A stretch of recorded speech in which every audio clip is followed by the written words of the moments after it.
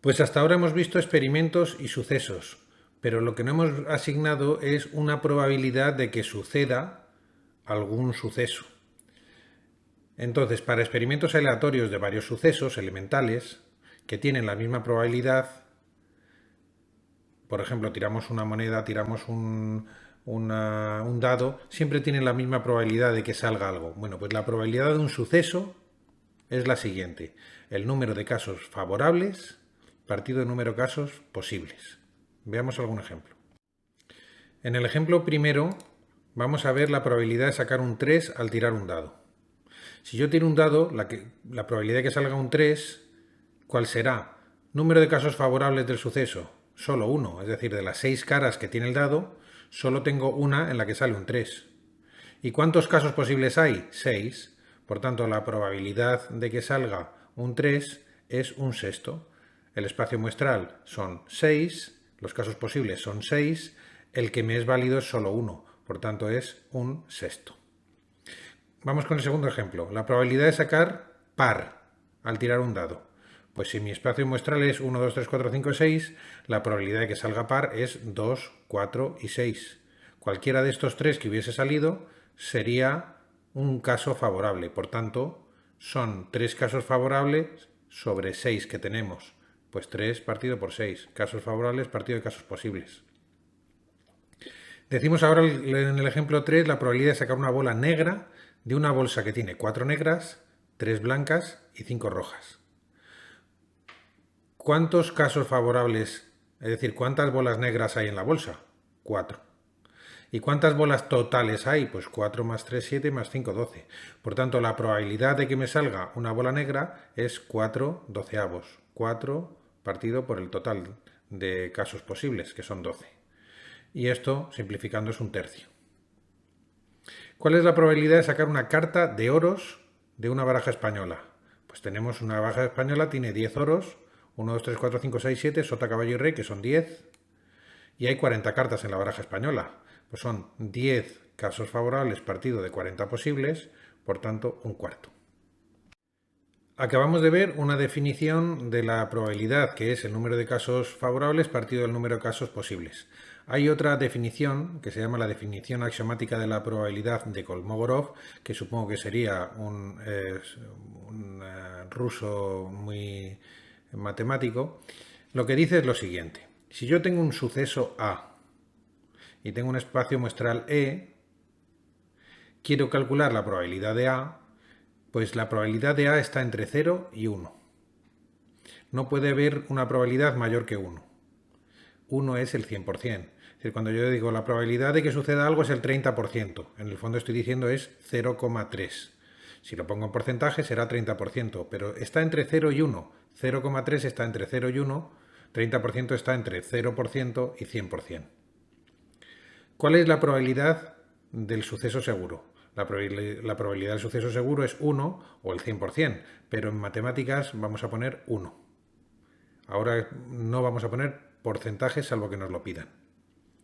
Si dos sucesos son incompatibles, aquellos sucesos que son incompatibles son los que tenían que A intersección B era el conjunto vacío. Pues si dos sucesos son incompatibles, la probabilidad de la unión de los sucesos es la probabilidad de un suceso más la probabilidad del otro suceso. Esto hay que aprendérselo. Y hay que aprendérselo unido a esto. Solo cuando dos sucesos son incompatibles, esto sucede. Si los sucesos son compatibles, ya veremos que no. Está aquí abajo, ahora lo veremos. ¿Vale? Vamos entonces a las consecuencias de la definición axiomática de Kolmogorov sobre la probabilidad. Decía estas tres cosas. Bueno, pues las consecuencias son las siguientes. Si yo tengo la probabilidad de un suceso, yo puedo conocer la probabilidad del suceso contrario. Porque la probabilidad del suceso contrario es 1, que es la probabilidad total, menos la probabilidad del suceso que yo tenía. Es decir, si a mí me dicen que la probabilidad de que salga 5, un 5 al tirar un dado es un sexto, ¿cuál es la probabilidad de que no me salga un 5? Pues 1 menos un sexto. Porque un sexto es que me salga un 5, pues lo contrario es 1 menos un sexto. 1 menos la probabilidad de que me salga un 5. Eso es que no me salga un 5. Así es que ya conocemos cuál es la probabilidad del suceso contrario. ¿Cuál es la probabilidad del suceso imposible? Pues la probabilidad del suceso imposible lógicamente es 0. Si es imposible, no tiene probabilidad, su probabilidad es 0, vamos. Si A y B son dos sucesos cualesquiera que no son incompatibles, es decir, que A intersección B no es el conjunto vacío, entonces la probabilidad de A unión B, es la probabilidad de A más la probabilidad de B menos la probabilidad de la intersección. Lo podemos ver con diagramas de Venn, pero nos lo vamos a aprender porque es mucho mejor aprendérnoslo, además de entenderlo. Y ahora vamos a hacer lo mismo, pero con tres sucesos. En vez de con A y B, vamos a poner tres sucesos A, B y C, cualesquiera también, es decir, que no son incompatibles. Entonces, la probabilidad de A unión B unión C es, fijaros aquí, probabilidad de A más probabilidad de B más probabilidad de C, menos la probabilidad de A intersección B, menos la probabilidad de A intersección C, menos probabilidad de B intersección C, más la probabilidad de A intersección B intersección C. Si lo hacéis con diagramas, veréis que sale bastante bien. Vamos a ver un ejemplo. Tenemos un suceso que es lanzar dos dados y sumar las caras que salen, las caras de arriba, lógicamente. Entonces, vamos a ver el primero, que es probabilidad de que la suma, el suceso, es que la suma sea mayor que 9. ¿Cuál es la probabilidad de que la suma sea mayor que 9? Otro suceso sería que la suma sea múltiplo de 5. Por tanto, ¿cuál es la probabilidad de que la suma sea múltiplo de 5? Y el otro suceso, el C, es que la suma no sea múltiplo de 5. ¿Cuál es la probabilidad de que esa suma no sea múltiplo de 5? Vamos a hacerlo. Pues lo primero que voy a hacer es imaginarme el espacio muestral.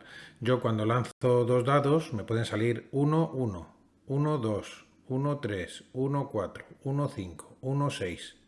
O el primer dado 2 y el segundo un 1. 2, 2, 2, 3, 2, 4, 2, 5, 2, 6. 3, 1, 3, 2, 3, 3, 3, 4. 4, 1, 4, hasta el 6, 6.